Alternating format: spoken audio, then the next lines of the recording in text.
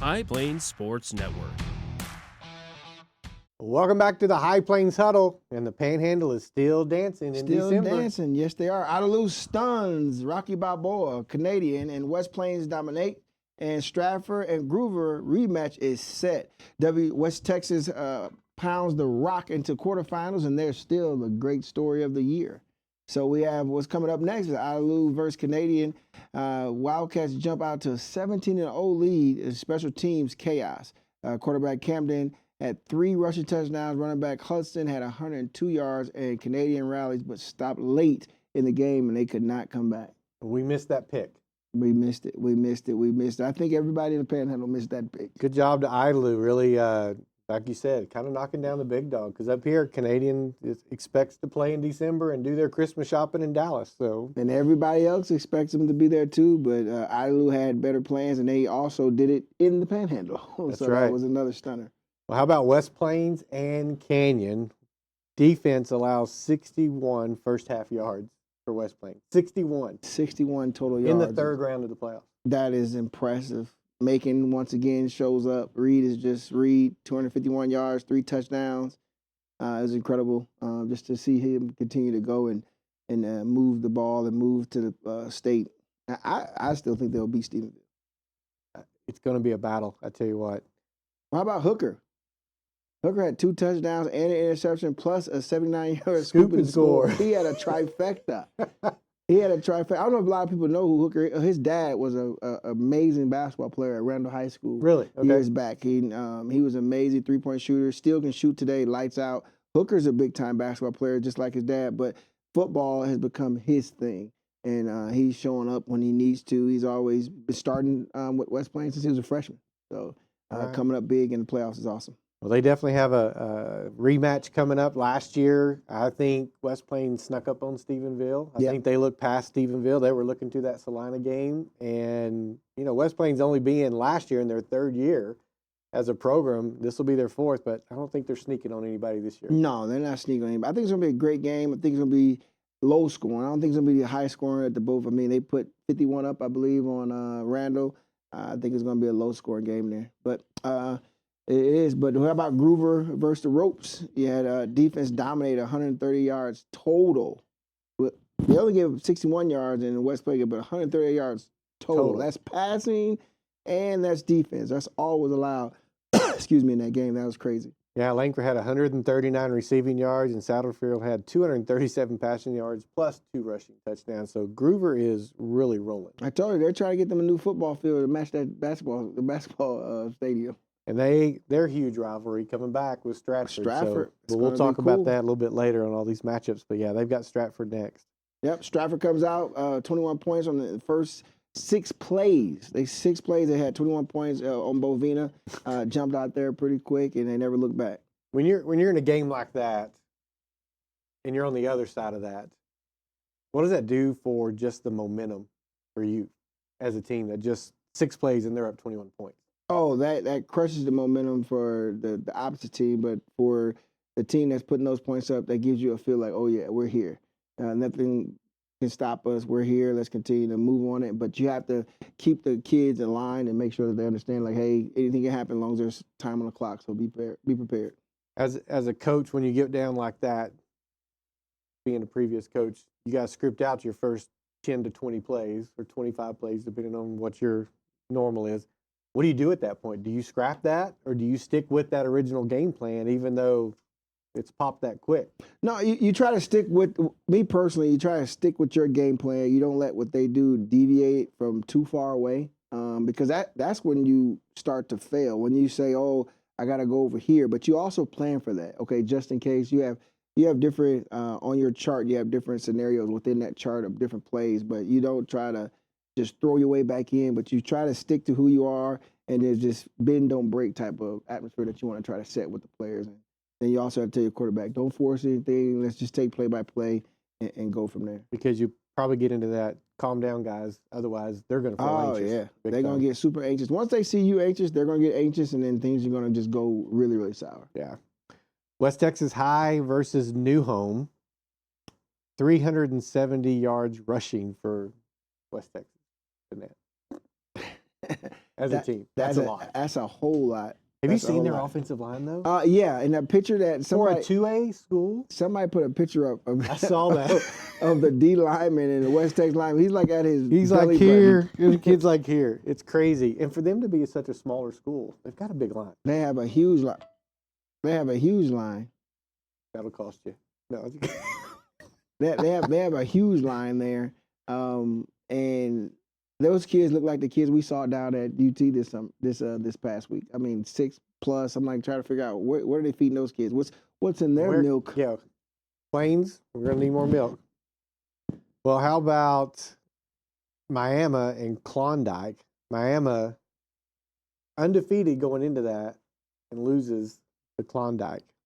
Probably my fault since I called them Miami last week. I'm sorry, guys. I did it too, I'm though, sorry, on the guys. replay. I'm I sorry, did it guys. early too. So, But that was a big stunner to go, and that's the thing that you get kind of weary about when you're on a run and you're undefeated. It's what team is going to show up, what team's going to show up, what night they're going to show up, and try to reverse in their minds that hey, we're not undefeated. People are trying to come after us, and then it sucks to go out like that on your last part of when you're getting ready to go there. But what about Spearman? They come up short against Cisco. I think I picked Spearman in that game as well. absolutely, yeah. Didn't see that one coming.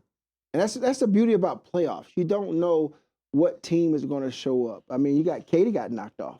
Yes, I saw Katie got knocked off. So it was like everybody was looking and gasping while they were at that game at UT. They're like, and you see people, Katy got beat. And it was like, wow, because you don't see. Expect Katie to You expect them to be there like Canadians. So.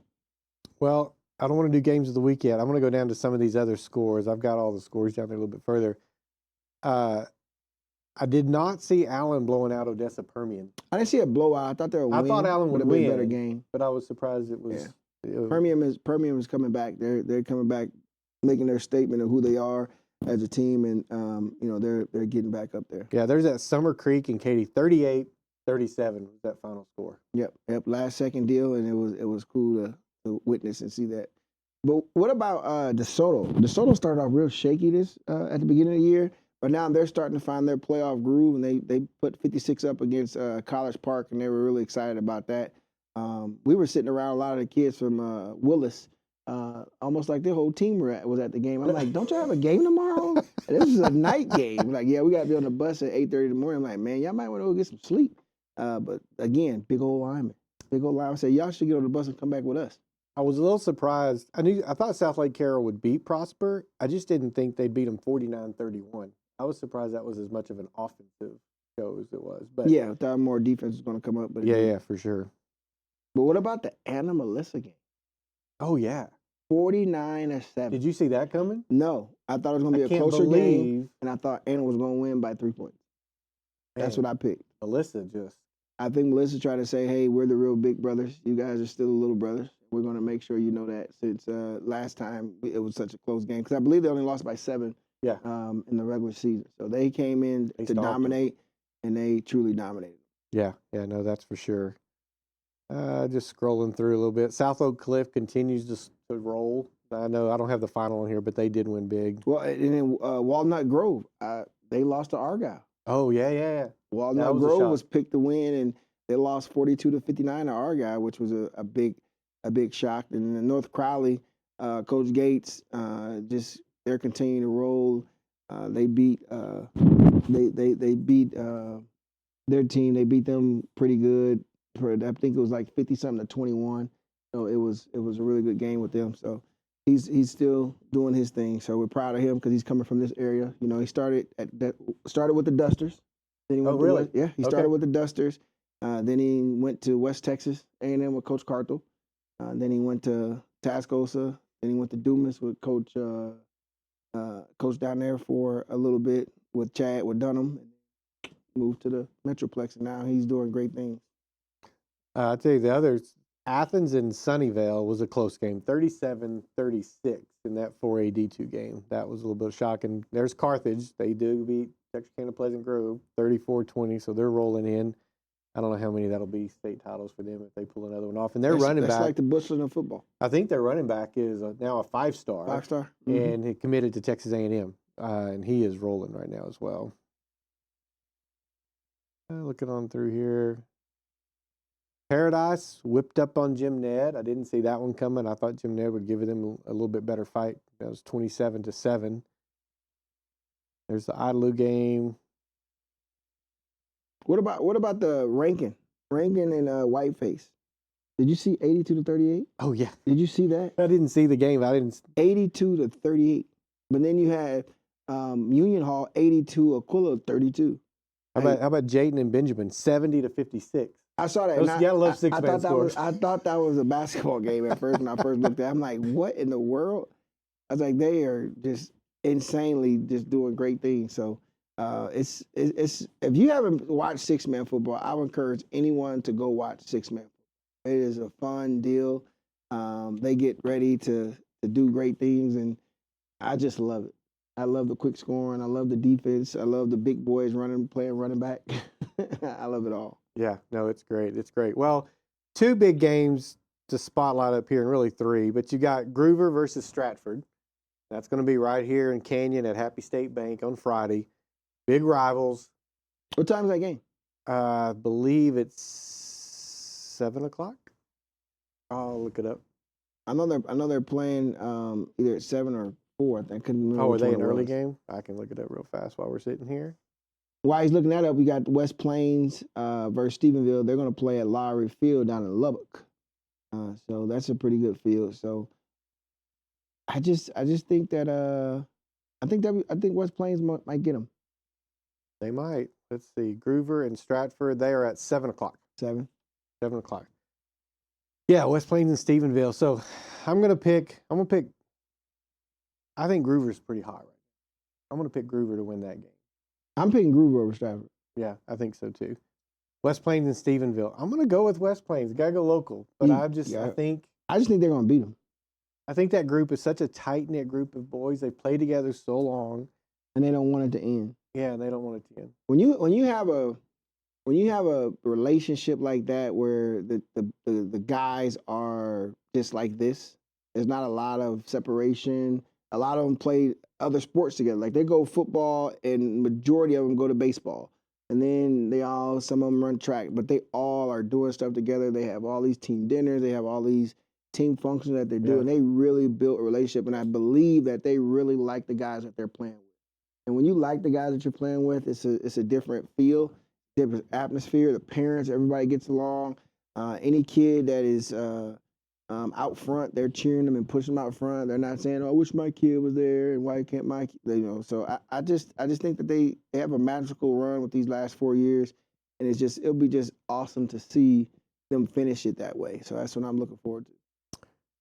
About Stinnett, West Texas versus Cisco. I'm going West Texas. Yeah, same. I'm going West Texas. They're like you said, they're having a great year, and what I like about them is they're not forcing anything. They're running the football. They ran the football to get there, and they're still running the football to continue to do it. They're not trying to do anything different than who they are. Yeah, for sure. Well, segments are a little bit shorter right now, I'll say, because football teams, we don't have quite as many. Volleyball's over. Basketball's just starting to kick off. We'll get into that a little bit more as our shows go on. But we got to talk Lane Kiffin. We can't. We hadn't talked college football yet. We can't get off here without talking college football and talking about your Aggies. So I made the bold prediction, Aggies by 14. It almost was the reverse of that. It was. It was. My Aggies forgot to show up. They forgot there was a ball game on Friday night. I think they were thinking it was on Saturday because they just didn't show up. But hats off to the Longhorns. I thought they made great halftime adjustments and just played a really good ball game overall. And you were there. Yeah, we were there. The atmosphere was phenomenal. I can see why they get the recruits they get, and it was crazy. I almost had to go up in the stands with one of the young kids, but we got that solved. Deuce and Trey were trying to get up and see what's going on. So we were at the game, and we're all on the field. We were on the field. You do all the experience on the field and everything. Then we go in the stands. You have a section where you sit, where recruits sit. So we're in the recruiting sit, and I was standing up, just stretching my legs because we drove. And athletes are also sitting up there, and some students. So we're down here, and the athletes are up top, and you just see a beer can. And I'm watching the beer can travel like in slow motion, and it almost hits this kid's mother. Oh no! And I'm looking up, like, what is going on? They're rowdy or whatever, and Next thing you know, then you see a water bottle. Dad came out. Like, what are you doing? You almost hit somebody and all this other stuff. So we got the kid, got to talk to him. Police came out, everybody showed up, but it got situated. But the game in itself was it was a great game. Reed got hurt early in the game, and I think that shifted a little what play. Knowing you've got other them. games to be played later, Yeah. you got playoffs coming no matter what for that team. So you think they got a little conservative at that point? I think they got a little conservative. They didn't let him move around as much as he did prior to. And defense, something happened where that was a very non-typical defensive performance by the Aggies. I personally think if you put pressure on Manny, just like his uncle, it's going to be hard for him. Even though he is mobile a little bit, but his footwork isn't as great. So they didn't put a lot of pressure on him. And when he got out, when he got in the pocket, they lost track of the tight end. Tight end really was a big play. And they didn't have anybody spying Arch. No. So when we were in that man-on-man type of defense, he dropped and he dropped, and when the pressure came on that outside, man, he skirted up the middle how many times? I don't know. Yeah. He had quite a bit of rushing yards. I thought he was going to be their first 100-yard rusher. It looked like it, and especially the touchdown, that thing parted like the Red Sea. Yeah. He didn't even finish his drop. He saw it and just took off. He was gone. Yeah. So that, like you said, they made some adjustments, and he capitalized on a lot of them.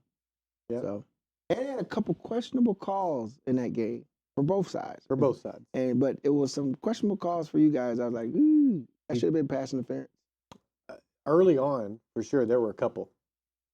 And I know at least they let them play, and it went both ways. But it still was rough to watch. My son, Aaron, and I were sitting there watching the game, and he goes, when they call pass interference the first time, if it's against Texas, this crowd's going to go crazy. And that's exactly what happened.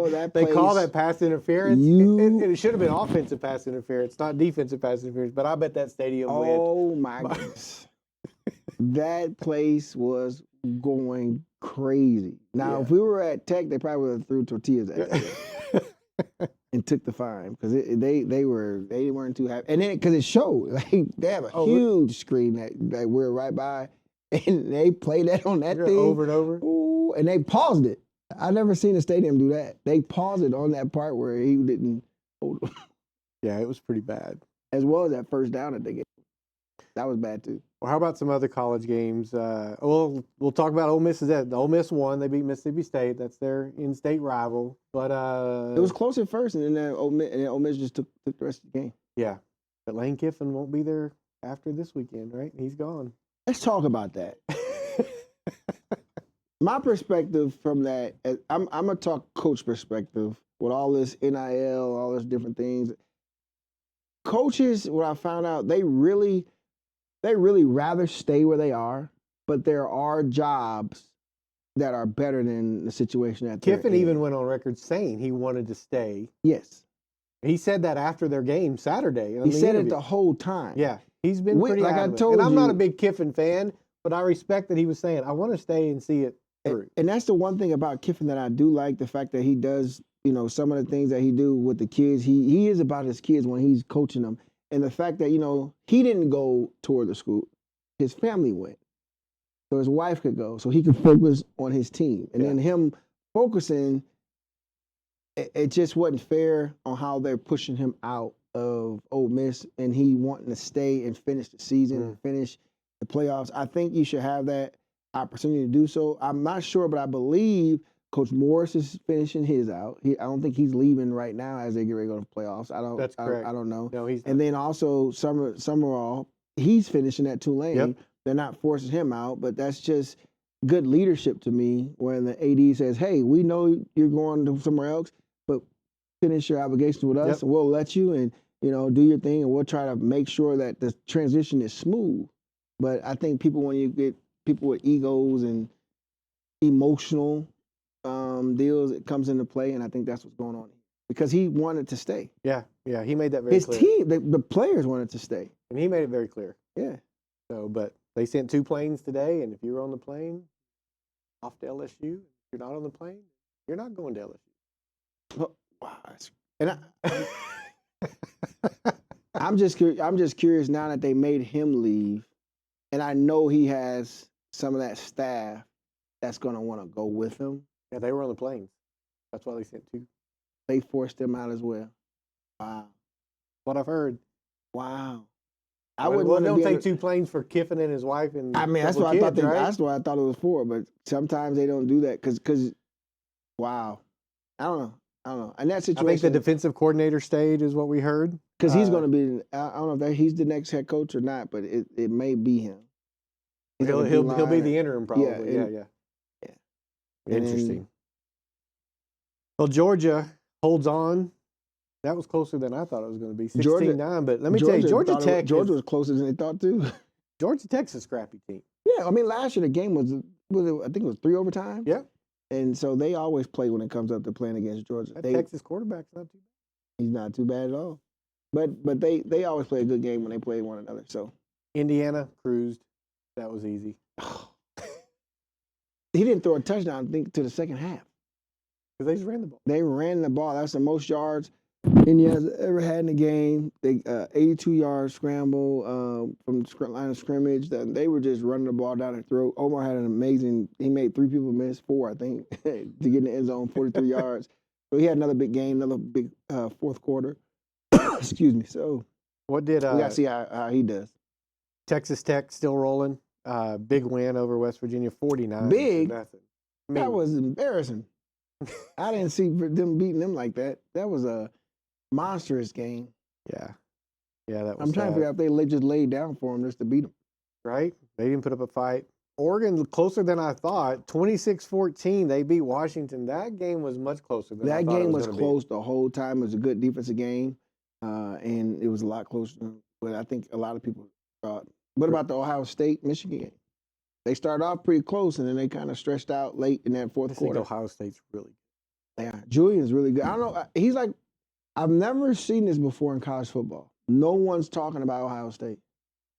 No one. No, there's not anything talked to them about on ESPN, on Fox, on anything. They're not talking about Ohio State, and they're the number 1 team I know. in the country. And on top of that, they're not getting a lot of airtime. They're not at all, which is highly unusual. We see more Colorado than we see Ohio State. How's that possible? We do. How about Oklahoma? How about LSU almost pulling an upset on Oklahoma?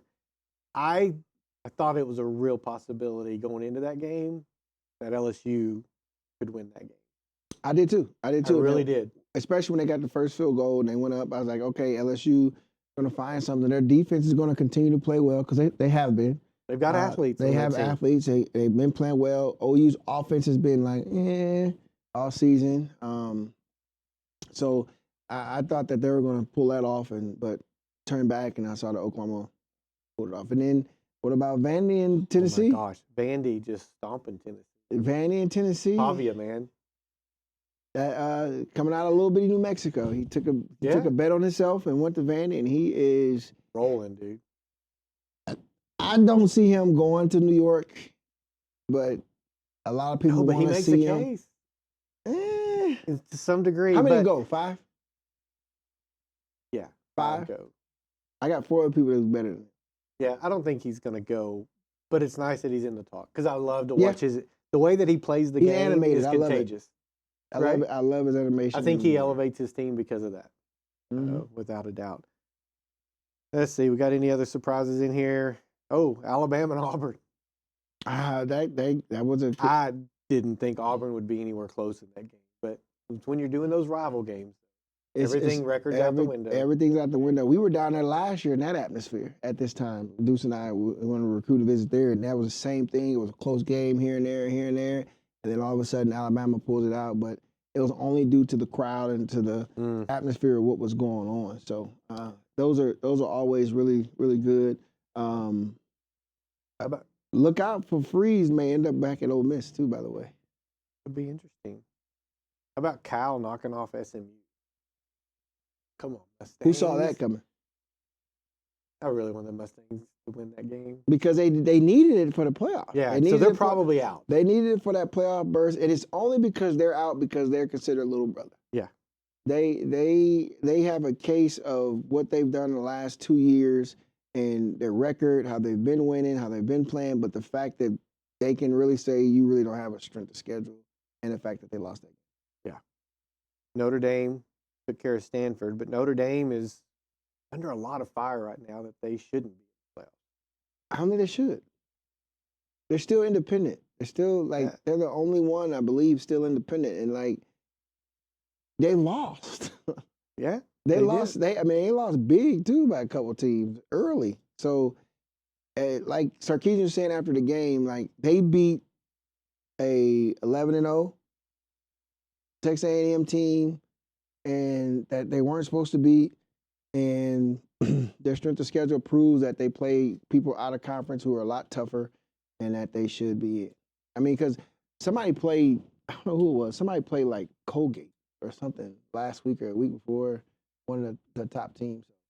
Couldn't figure out who it was, but that's the biggest thing there. So All right. Well, I think that'll wrap us up for this week. Big game still coming.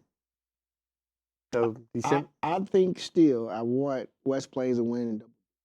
I want them to win convincingly going into that state run. So I hope that does that.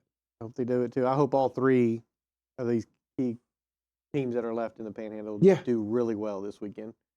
We get have it- a chance. We have a chance. Yeah, for sure. Well, in December football, only the toughest will survive. So what you started last year now is going to pay off.